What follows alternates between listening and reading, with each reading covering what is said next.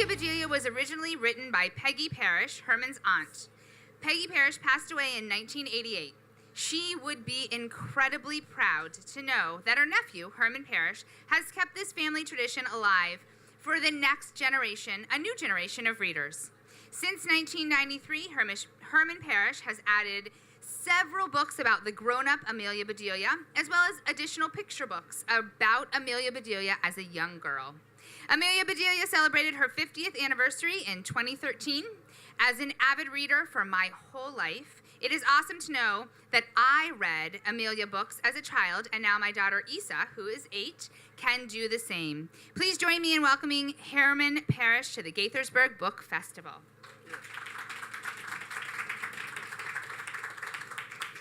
Wow, thank you so much for coming out this morning. I understand that the weather today is a lot different than the weather last year. Is that right? Weather last year was more like it's raining cats and dogs. Is that, of course, Amelia Bedelia would think it was raining cats and dogs. She would get a free pet. You know, so that's a bonus here. But welcome to the wacky world of Amelia Bedelia. Now, well, that's backwards. That's okay, though. A lot of times people say, oh, I know her. She's the lady who gets everything backwards, right? She gets stuff mixed up, right?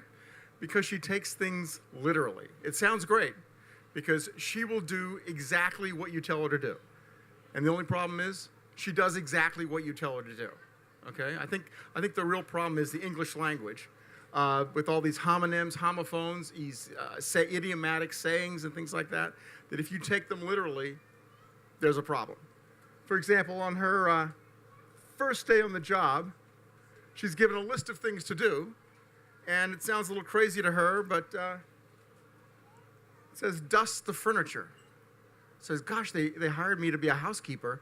At my house, we undust the furniture, right? We don't put dust on the, but, you know, they told her to do exactly what's on the list, and so she spies this dusting powder up in the bathroom and uses that to dust the furniture. And, of course, now the house smells great. Checks the list again. Next thing sounds even crazier. They said, when you're through cleaning up, put out the lights. Put out the lights. So she goes through the house, unscrews every light bulb, and puts them outside. Okay?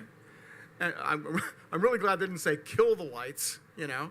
But that's what she does. Now, as you heard, in 2013, it was actually Amelia Bedelia's 50th anniversary. Actually, she looks pretty good after 50 years of housework. I don't think I would actually look this good. But there's a website. If you can go on to the publisher's website, harpercollins.com, there's all kinds of pages and things you can download, bookmarks, all sorts of things. And, of course, here is the person who created Amelia Bedelia in the first place, my Aunt Peggy Parish. And usually when I talk about her, I'll, like, click, and, of course, Amelia Bedelia pops out. And I'll be talking to the kids at an elementary school, and they'll say, there she is, there she is. And I'll say, who? And so, of course, when I turn around, she's gone. They're just, no, she was really right there. I said, you got to be kidding. No, she looks a lot like Amelia Bedelia. She's got the red hair and everything, and there she is again. And the kids go crazy, and I turn around and not there. Now, I also like to show a photograph that shows that Peggy Parish was actually young once, you know. A lot of times people forget that older people were actually young. I showed this in Pennsylvania one time, and this little first grader goes, which one's your aunt? So, well, wild guess, it's probably the one on the right. And here she's a little bit older, and she was born in Manning, South Carolina down there. I'm from Princeton, New Jersey. And she's from Manning, and in fact, she would spend Sunday dinners at her grandparents' house. Her grandparents were named Mr. and Mrs. Rogers, which are the people that Amelia Bedelia works for, right? And I think a story that I heard from her cousin is that Mrs. Rogers actually had 3 housekeepers. She also had a lot of money. But she had a full-time cook, a full-time housekeeper, and then there was a younger housekeeper who was really good with children. She would like set up baseball games and things like that. Hopeless when it came to housework.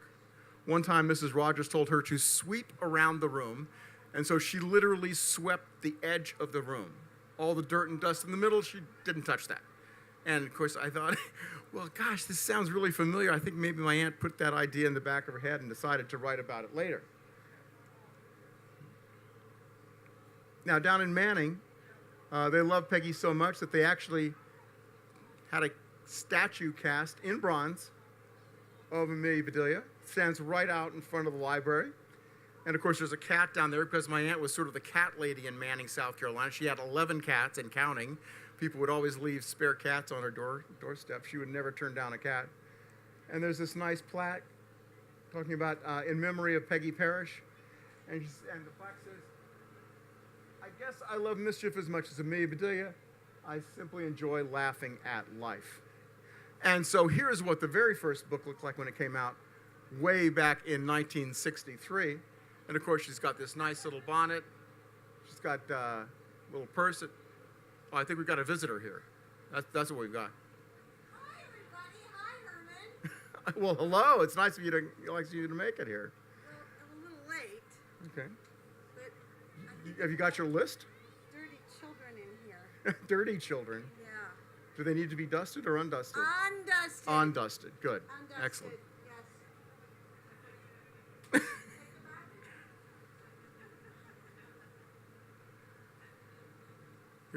Don't.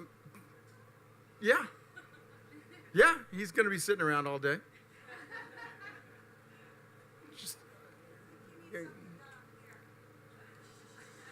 No, and you brush the hair too, right? Oh, good. Now, I noticed there were a lot of food vendors out here, but of course, Amelia Bedelia, she's got you covered in case you need food, right? Were you able to dress that chicken? Oh, absolutely. That's a very well-dressed chicken. Very well. It's an expensive dinner tonight. Oh, excellent, excellent. But He has a date? He has a date. Oh, good, excellent. Very nice, very nice. And they sing. Excellent, excellent. Right on tune. Good. Well, maybe you should take those chickens back to the food vendors, and maybe they can harmonize back there. What if I find a fork in the road? Take it. Okay. Okay. Well, thank you so much for stopping by. Thank you.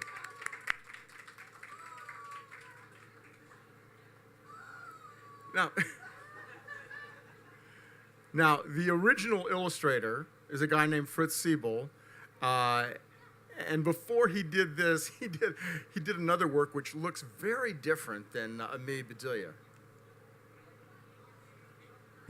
He did a very famous World War II poster chosen by Eleanor Roosevelt herself, and that's really how he started coming to prominence as an illustrator. He's actually from Austria, and very different look from Amelia Bedelia.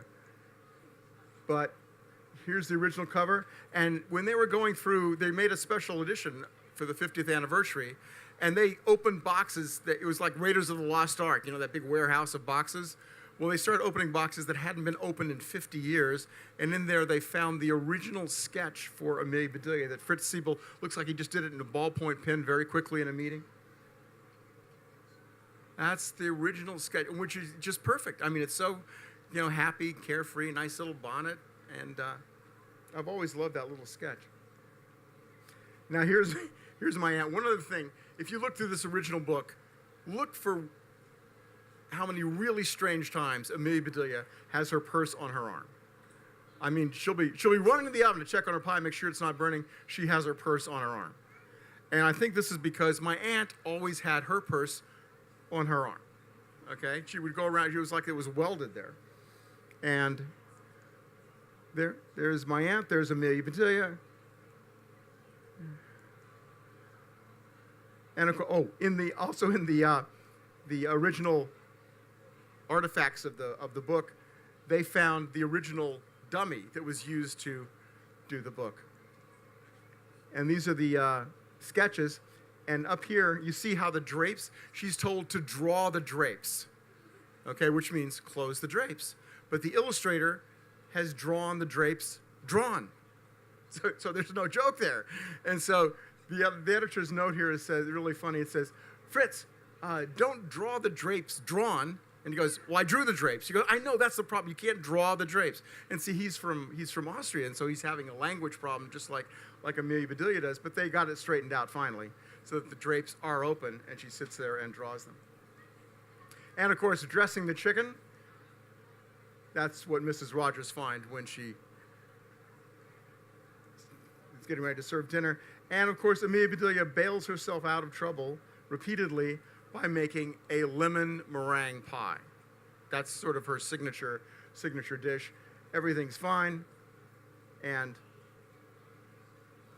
they decide that Amelia Bedelia has got to stay just for the lemon meringue pies. And they will tell her to undust the furniture, unlight the lights, put out, turn off the lights. I mean, they'll work around it if they can get these lemon meringue pies.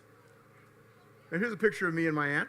Well, actually, it's me, my aunt, and my aunt's purse, right? It's like a continuing character here. And this is about a year before she passed away. She died really suddenly. She died in 1988, age 61. Boom, she was gone. And she had written 12 Amelia Bedelia books, though. One was just coming out when she passed away. And kids, it was kind of funny because kids would write to my aunt, even though she had passed away, they'd say, I loved your last book. When is your next book coming out? You always have to write back and say, gosh, I hate to tell you this. There aren't going to be any new Amelia Bedelia books because there's no more Peggy Parish. Well, this went on for about 5 years. After about 10,000, 12,000 letters later, we thought, well, maybe there should be new books. And I had experience writing, very different kind of writing, though, writing and advertising. I thought, well, maybe I can figure out how to write a book. So, sat down and wound up writing a book called Good Driving Amelia Bedelia. And a lot of this came from incidents that I experienced and then wrote down. The main incident here, the main misunderstanding, involves me and my wife. We're going to some people's house for a party. We had never been to their house before. It was kind of complicated how to get there. So when they invited us, they actually sent us a map. This was the day before Garmin's and iPhones and things like that. They sent us a little map, very thoughtful, on how to go. And I was following this map, or actually I was driving. My wife has the map, and she was telling me which way to turn. Everything's fine till we get to kind of a funny stop sign. It's one of these stop signs where the road ends, and then it's called a T intersection. The road ends, and then you have to turn left or right. Can't keep going straight. So I asked my wife, she's got the map. I said, do I turn left? And my wife said, right. Have you been in this car? Right, yeah. So, of course, I turned right, and right was wrong, and we got lost. And so I decided to go ahead and put that into the book when Amelia Bedelia and Mr. Rogers go out for a drive in the country. And, of course, Amelia Bedelia is driving. Mr. Rogers is the passenger there. So, Mr. Rogers, they're supposed to turn left at the fork, okay? Mr. Rogers pointed straight ahead. There is the fork, he said. Amelia Bedelia looked very hard. She saw that the road split into two roads. Which road is the fork in? Asked Amelia Bedelia. This road, said Mr. Rogers. Well, I don't see any forks or spoons, said Amelia Bedelia. Which way should I turn? Turn left, said Mr. Rogers. Left? Asked Amelia Bedelia. Right, said Mr. Rogers. Does this sound familiar? Right? Right, said Mr. Rogers. Okay, said Amelia Bedelia, I will turn right. Not right, said Mr. Rogers. Right is not right. Well, said Amelia Bedelia, right is not left. That's right, said Mr. Rogers. Left is right, right is wrong. Well, I'm really mixed up, said Amelia Bedelia. Right is wrong, left is right. Which way should I turn? Bear left, shouted Mr. Rogers. So Amelia Bedelia made a sharp turn to the right. Amelia Bedelia, shouted Mr. Rogers. Why did you turn right? Because, said Amelia Bedelia, you warned me about the bear. What bear? Asked Mr. Rogers. You said there was a bear on the left, said Amelia Bedelia. There was no bear, yelled Mr. Rogers. I said, bear left. Oh, said Amelia Bedelia. If I had known that bear had left, I would not have turned right. Can you imagine driving? She would drive you crazy wherever you went. Well, unfortunately, they have a flat tire, and Mr. Rogers has to go get help. While he's gone, though, a man shows up driving a tow truck. And he said, would you like me to give you a tow? said, no thanks, I've got all the toes I need on my feet, but could you pull our car back to town? And he's able to handle that, fortunately. Now, this is a fork in the road. I was visiting a school out in Memphis. This little boy ran up to me and said, you know, we have this long driveway. We live out in the country. It splits, and so there's a fork in our driveway. But people never listen to directions, and they always wind up at our neighbor's house. They have to keep going to our house. So my parents, they owned them like this industrial shop. They had this 10-foot stainless steel fork made so that when they say turn right at the fork, it's right there in spotlit. So I've written all these books with Amelia Bedelia as a housekeeper, starting off with good driving, doing everything from running for office, running for mayor, working at a newspaper, working at a doctor's office. And we decided, you know, what might be fun is Amelia Bedelia, she never learns. I mean, and she was probably born this way, you know? And so what was she like as a little girl? What must that have been like to grow up literally? And a lot of kids are very literal, you know, they are, you know. A lot of teachers will tell me, you know, my kindergartners, they are Amelia Bedelia, you know. So we asked some artists to look at what a young Amelia Bedelia might look like, and we really liked this sketch right there. So this led to a whole series of new books about a young Amelia Bedelia based on firsts. These are first chapter books. Amelia Bedelia's first day of school, and there's the illustrator there, and she's drawn her young Amelia Bedelia. That's Lynn Sweat, or excuse me, that's Lynn Avril. And so Amelia Bedelia's mother says, hop on the bus, Amelia Bedelia, so she literally hops on the bus. Amelia Bedelia, oops, sorry, it's like a vision tester. Amelia Bedelia couldn't wait to go to school. Here we are, said Mrs. Park, the bus driver. Time to jump off. Amelia Bedelia backed up, ran as far as she could, and jumped as far as she could. Oof.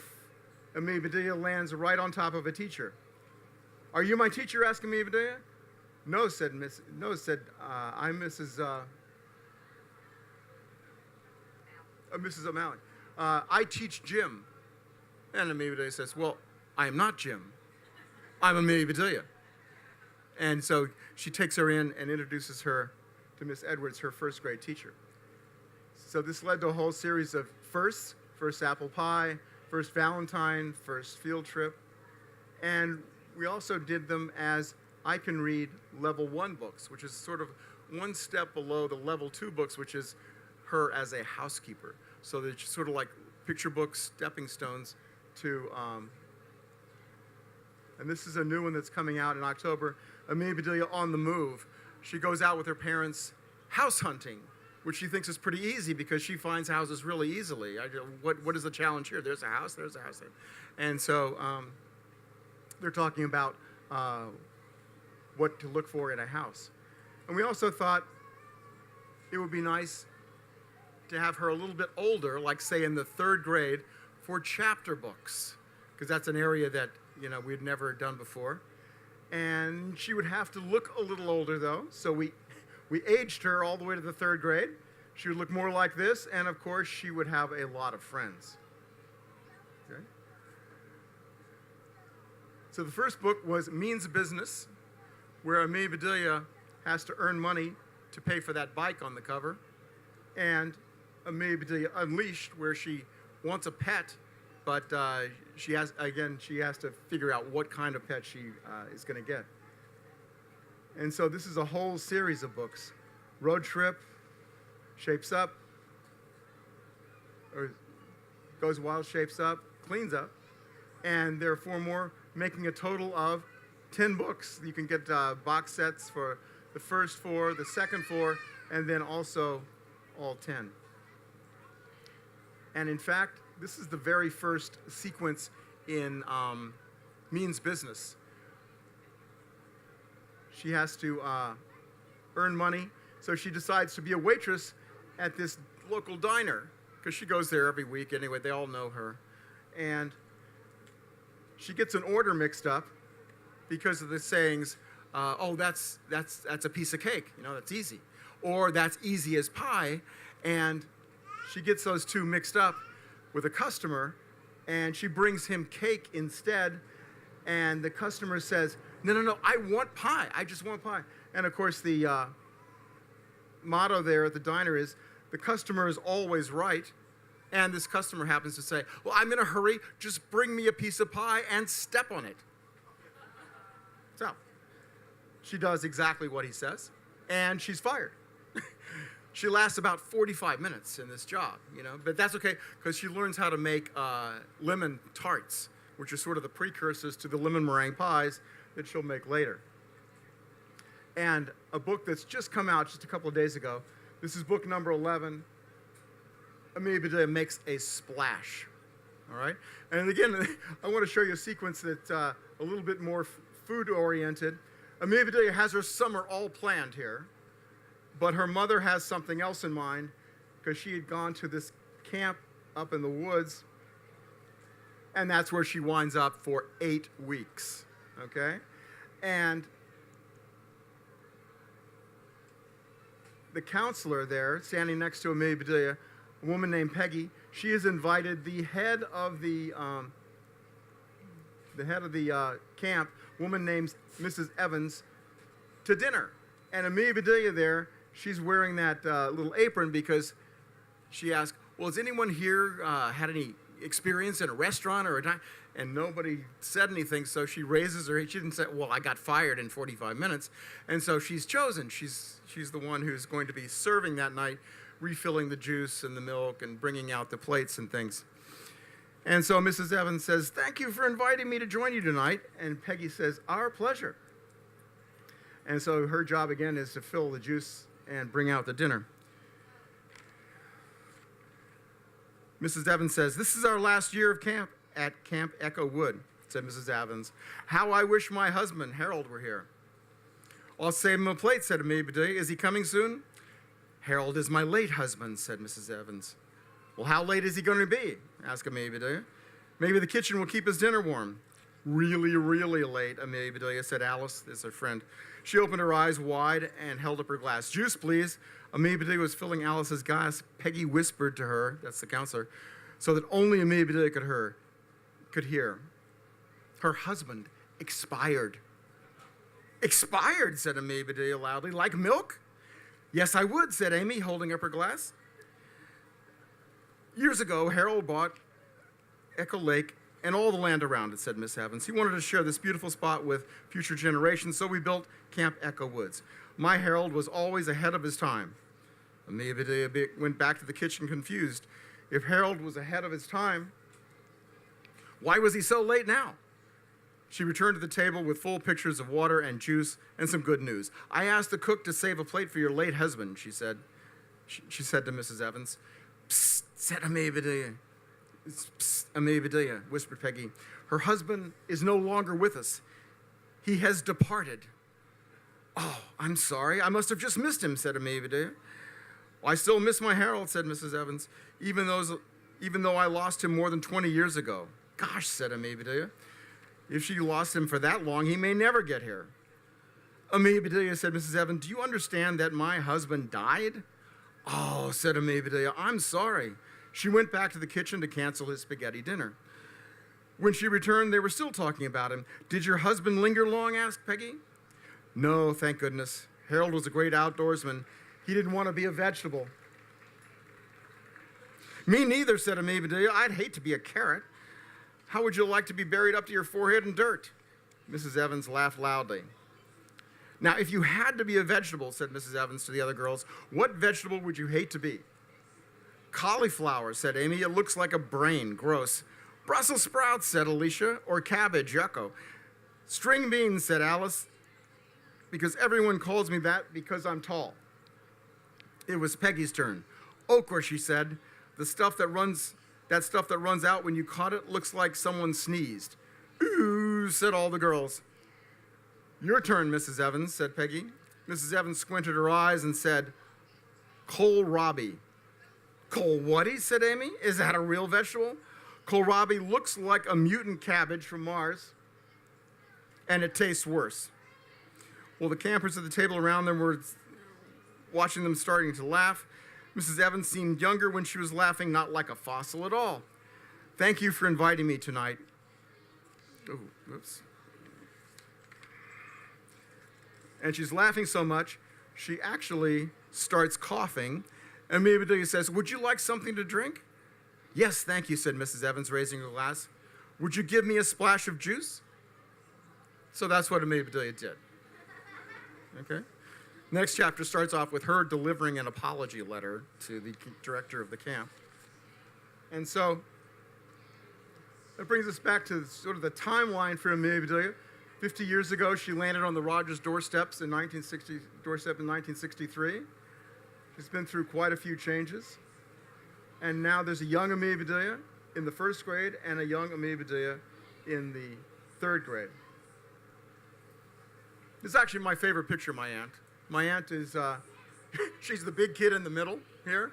And I don't know if you can see this guy down here in the lower, just if you go right down, he's actually sticking out his tongue for this picture. I've always wanted to meet this guy. But she loved going around to schools and talking to kids. And she loved writing stories that children love to read.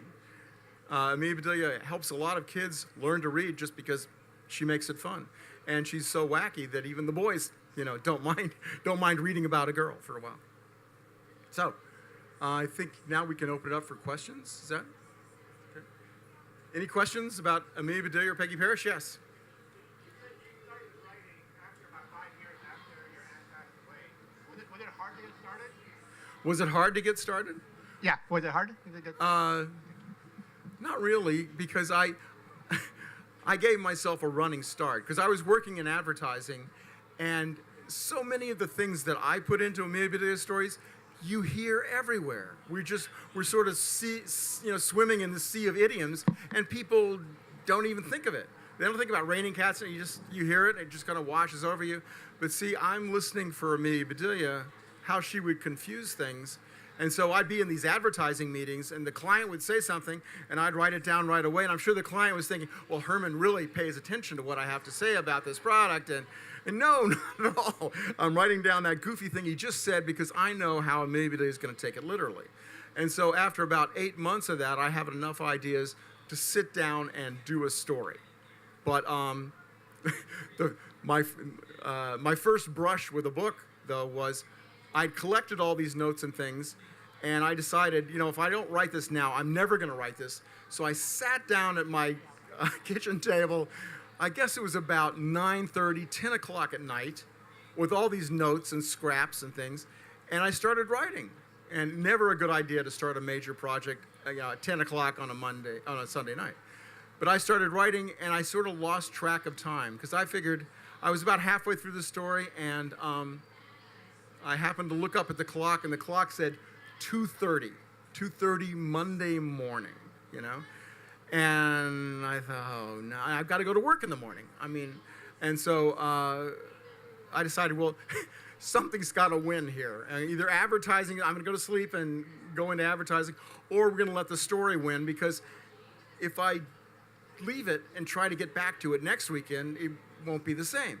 And so made a cup of tea, sat down, kept writing. I think I finished up at like 6:30 in the morning.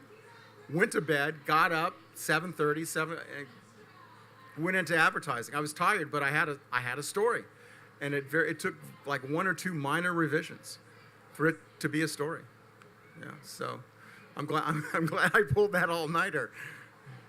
Question right up front, Herman. Oh, okay. I'm very curious. I work with kids with disability, and I always wonder if Amelia Bedelia is on the spectrum. Oh, probably. She's very Asperger-y to me. I have parents write to me and say, "This is my son. This is there's actually a term for it.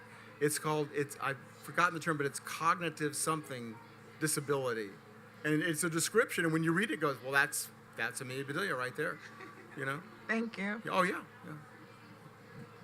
Is anybody else? Any other questions?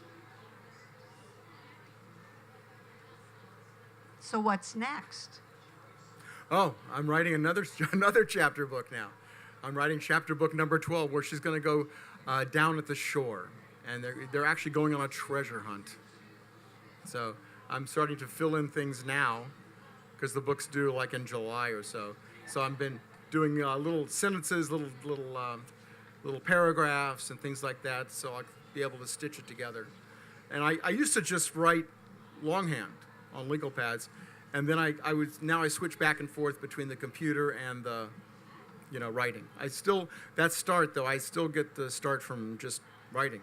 I like the way writing feels. Yes. What? No. In fact, everyone I know in advertising wants to write children's books, and so, no, I wouldn't. I tell you the truth. I'm like from another era in advertising. It's just like I wouldn't know. I'm not sure I would know how to do an ad now, because I look at the ads on television. I go, what was that about? I feel like it's this codger now. But I'll turn to my son and I'll say, what was the product there? He has no idea either. So I say, well, it's not just me. Yeah. Any other questions? Yes. How do you and the illustrator communicate with their pictures? Oh, that's interesting, because being in advertising, I would work very closely with an art director who's not an illustrator. The art director tells the illustrator what to draw, basically. And I was always like contributing visual things, and the art director would contribute headline ideas, copy that would come out of the characters, and I would be fine with that, because I was always on a basis of, please improve this, not, well, this is mine and don't come into my territory. And so when I started in children's books, those are very separate worlds. The illustrator does not communicate with the writer. I do, because on that very first book, Good Driving, I asked the editor, I said, so Susan, I know there'll be pencils, on this, and so I'd like to see them. Big silence, And she said, well, you wouldn't know what you're looking at. I said, no, I know what I was looking at because of in advertising. So, she said, okay. So she sent me Xeroxes of all the pencils. And I think I made 5 suggestions. They actually took 3 of them, which is a pretty good batting average. And so from then on, I sort of like, because I'm thinking visually all the time, I don't want to, the danger is closing down an illustrator and giving them your idea, and they can't go beyond that. And so I like make my suggestions, but to the editor, and she sort of filters that to the illustrator. But it's very, I know authors who the first time they see what the book is going to look like is when they go to the store.